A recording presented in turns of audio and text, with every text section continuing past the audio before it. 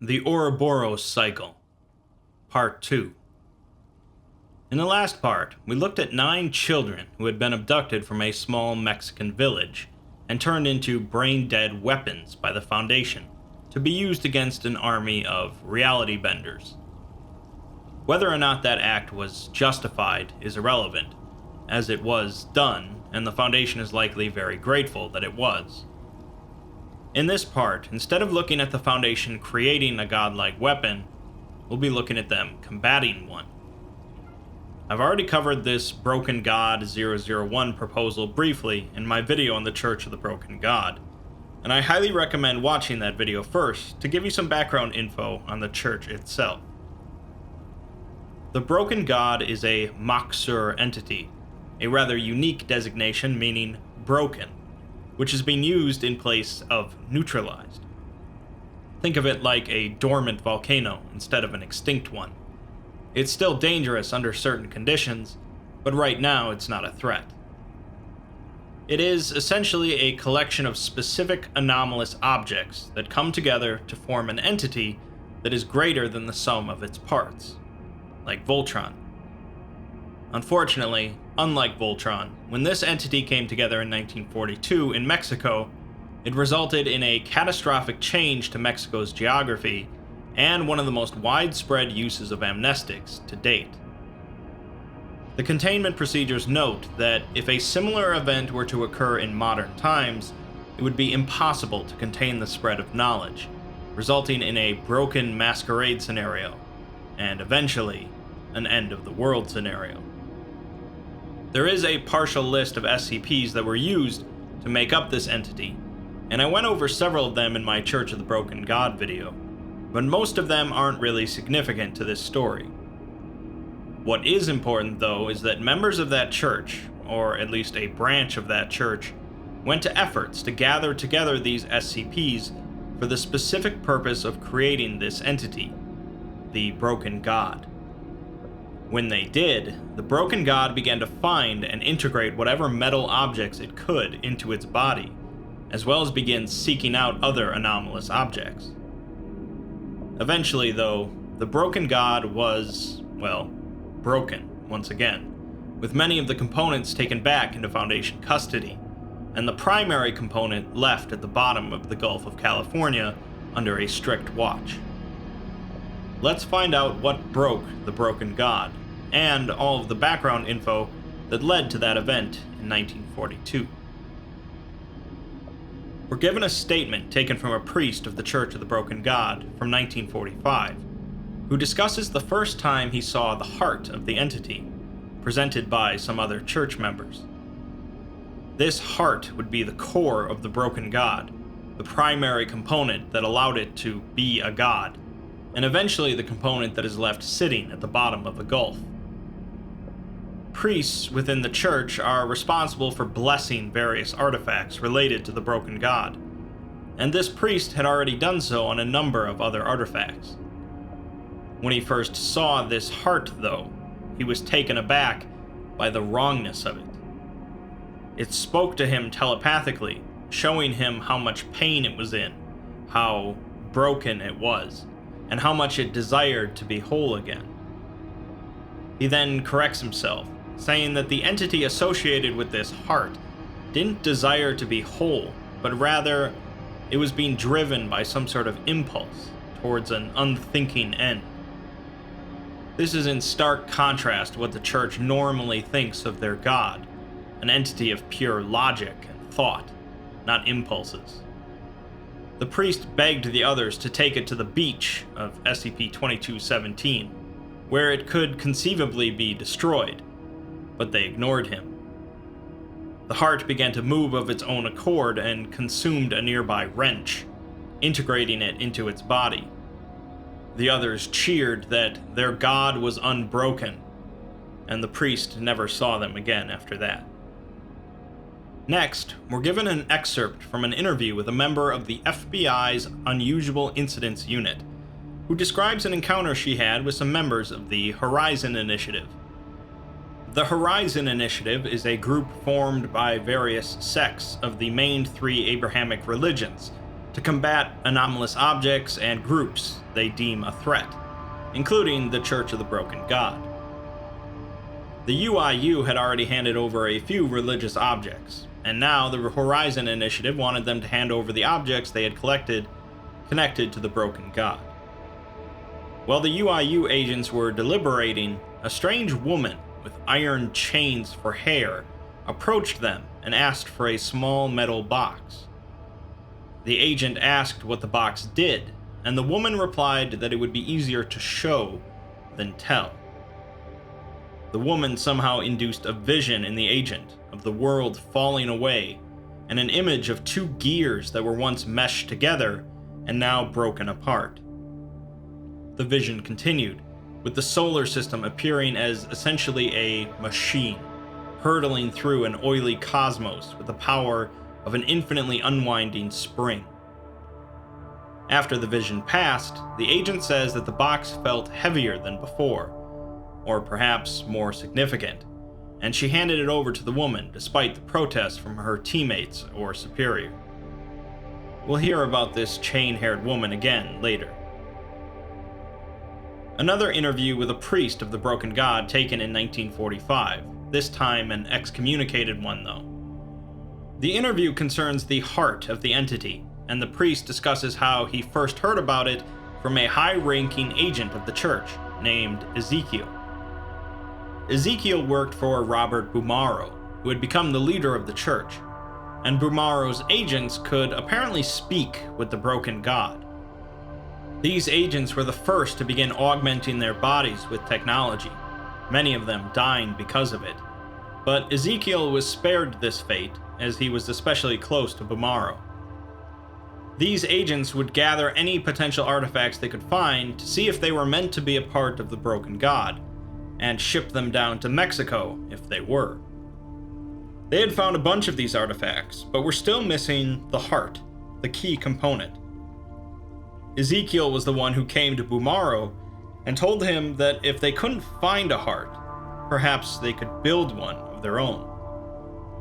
This was basically heresy as far as most of the church was concerned, and so discussion of it was kept a secret. The priest admits that they followed through on this plan. They never found a heart, and instead they constructed one. He's not sure what exactly they went through to build it, but he has his speculations. There was a drought, the polio crisis hit an all-time high, and thousands died of natural causes, with him believing these events to be connected. He finishes by saying that that was not the heart of God, but instead something altogether different. The next file gives us our first actual look at the 001 entity, a description of some video footage taken by a local film crew that happened to be on site. A home has already been destroyed, primarily the garage, and there are metal fragments and strips of rubber leading down the street. Pieces of multiple automobiles are strewn across the street, and the trail leads to the entity itself, which is currently consuming and integrating a truck. The entity continues to consume any metal in the vicinity, and additionally, a section of the entity itself breaks away and begins to search for more sources of metal. As this sub-entity searches, it starts to alter its shape, eventually changing into a humanoid figure roughly 3 meters tall, or around 10 feet. It picks up a dead civilian and places them inside of its body, moving on to pick up a second civilian attempting to crawl away. It also places this civilian inside of itself, and continues to grab civilians in the vicinity, placing each of them inside of itself.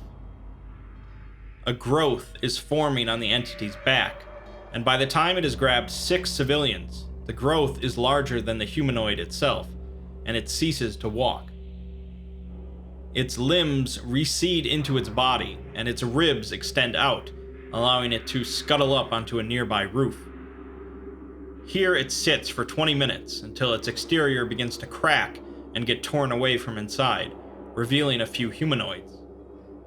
Each one seems to be infected with SCP-217, a virus that converts organic tissue into organic metal, known as God's Ichor by members of the Church of the Broken God. These humanoids exhibit physical characteristics of the 6 captured civilians, although one of them appears to be dead. One of them, a male with clockwork limbs, jumps from the roof and lands on its stomach, which seems to not harm it. It begins chasing after the 001 entity. The other humanoid, a female with chains growing out of its scalp, waves at the camera crew and then stops, jumping out of view of the camera. Well, that all sounds pretty horrible, and not exactly what I'd picture from the return of an omnipotent godlike entity of logic. There are elements here very familiar to the Church of the Broken God, but as others have said, it's just wrong. The entity is growing though, insatiably consuming every piece of metal in sight to make itself larger, and showing no qualms about killing civilians and turning them into something else. This event occurred in November of 1942, so let's move on to a phone call between Robert Bumaro and one of his agents from December of 1942. The church has reined in the entity, keeping it in a warehouse and continually feeding it more metal, per Bumaro's instructions. The Foundation, meanwhile, has been trying to find the entity, the other anomalous objects, and any other members of the church. The church has a safe house containing 100 other objects, but Bumaro is certain that the Foundation doesn't know where it is, and even if they did, the world's focus right now is on the World War in Europe. The agent mentions that they are having trouble finding enough food for the entity, and it's become so ravenous that it's eating the warehouse it's contained in. They cannot reason with it, but Bumaro is convinced that someone who is devout enough can speak with their god and tell it the necessity for secrecy. Rather than angering Bumaro and admitting that they cannot, the agent assures him that they'll make it happen. As you know, they couldn't manage to keep it a secret for too long, and eventually the entity broke loose again, leading to its destruction. A Foundation commander discusses how his team was planning to ship out of Mexico to go to France in order to keep some anomalous objects out of German hands, when the trains stopped running. There had been a number of refugees in the area who said that their entire town had been consumed by a machine, and the railway shut down due to some incident further north. Foundation personnel in the area were hauling some large objects out of Mexico, and so they were forced to wait it out. But they sent a small group north to check out the accident. 5 days passed before one of the men from the group returned, delirious, going on about a world eater, and how the rest of the group was dead.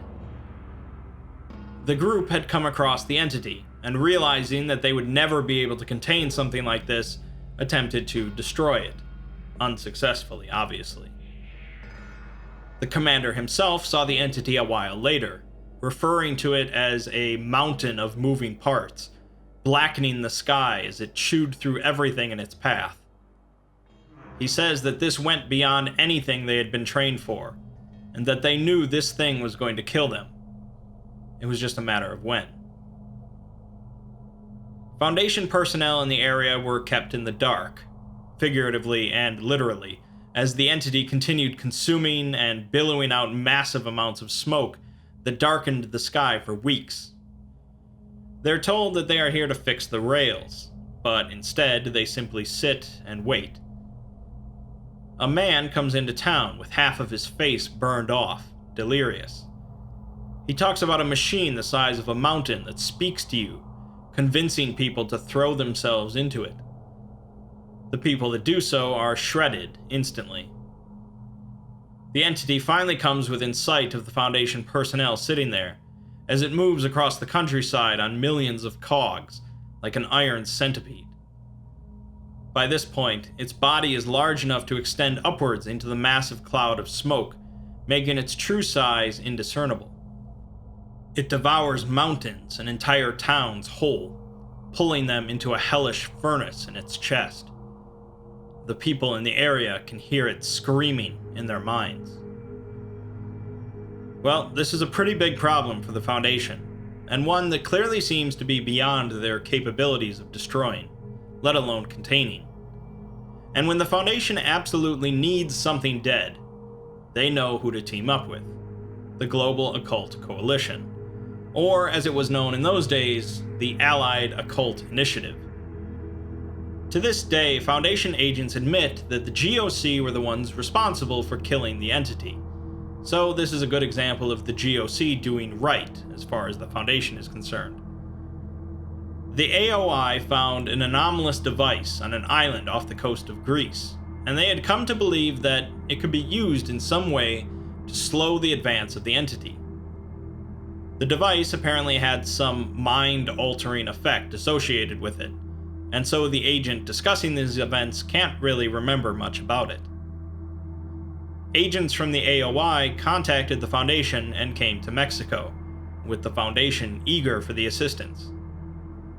The AOI then sent a single agent with the device towards the entity, which was still in the process of consuming everything in sight, including the ground. The clouds then part above the entity, and a massive mechanical construct appears overhead as it begins glowing blue. A bright beam of light erupts from the construct towards the entity, which reacts violently and begins reaching towards it. An explosion commences, and when the Foundation came in afterwards, they found the entity annihilated, the construct disappeared, and a massive chunk of Mexico destroyed, becoming what is known as the Gulf of California. The construct was later found in low Jupiter orbit and was classified as SCP-2399, although it was in a severe state of disrepair. The Foundation removed the heart from the remains of the entity, causing the rest of the parts on the bottom of the Gulf to collapse. They then utilized some experimental amnestics on widespread groups of populations, causing more than 2 million deaths in the following decade. Whoops. Remember that woman with the chains for hair and that small metal box she took from the FBI? Well, it turns out that she showed up on a small island off the coast of Greece a few months before the destruction of the entity. The AOI approached her, and she was willing to give them the metal box, but then she flipped out and subdued 2 officers before being restrained. She then demanded to be taken to Mexico so that she could take the artifact there. The AOI then looked into what was going on in Mexico and decided to ship a platoon there along with the woman. We'll hear from her again soon. So, the GOC had killed a god, but the Foundation had to clean it up. They found countless small pieces of the entity strewn about, small gears and pulleys and pistons, each of them still moving on their own for some time. Some injuries were had by some agents who were being dumb around the machinery, but only one death, a local who they had sent into the bay to get some straps around the heart. They found him with his head crushed between 2 moving pieces, and it looked like he had shoved it in there himself. They had also found roughly 100 anomalous objects connected to the Church of the Broken God, and joked that they might have to build a new site just to contain them all. An agent remarks that standing near those artifacts made you feel something, like serenity or relief, except for the heart. When they pulled it out, the locals complained about hearing voices, and none of them would dare approach it, no matter how much money they were offered. The Foundation agents felt iffy about it as well, but they eventually got it loaded onto a ship. The agent then notes that, unlike the rest of the church artifacts, which were unmarked, the heart had a tag on it, reading, "Property of the Factory." If you've watched the rest of my SCP series, you've already heard about the factory, most notably from a 001 proposal I discussed in my SCP-4000 video. The long and the short of it, though, is that the factory is a lot like Dr. Wondertainment, a poorly understood and mysterious group of creators that make anomalous objects. The difference with the factory, however, is that their creations tend to be darker or more dangerous. There isn't a whole lot known about the factory, but you can probably bet that they don't worship the broken god. What ended up happening then is that a group of members of the Church of the Broken God, led by Robert Bumaro, were hell-bent on rebuilding their god at all costs. They had dozens and dozens of small artifacts that they knew were legitimate pieces of the god. But what they didn't have, and what they really needed, was the heart. They don't know where the heart is. The Foundation doesn't know where the heart is. Probably no one knows where the heart actually is. And so Bumaro set out to make one instead. Perhaps that is ultimately what the church is meant to do, make a heart for their god. But the way that Bumaro went about doing so was, in the end, wrong. We don't know exactly what the factory went through to make this false heart. But remember that priest earlier that implied that thousands died due to supposed natural causes right around the time they recovered the heart? The factory generally doesn't shy away from dealing with entities we'd refer to as demonic, and it's likely some horrible ritual was used to create this false heart. The false heart allowed the entity to animate, consume metal, and connect to the legitimate artifacts, but it was driven mad by its own creation, and ultimately begged to be killed. In the aftermath, the false heart was being transported on a ship that ended up crashing, leaving it at the bottom of the Gulf.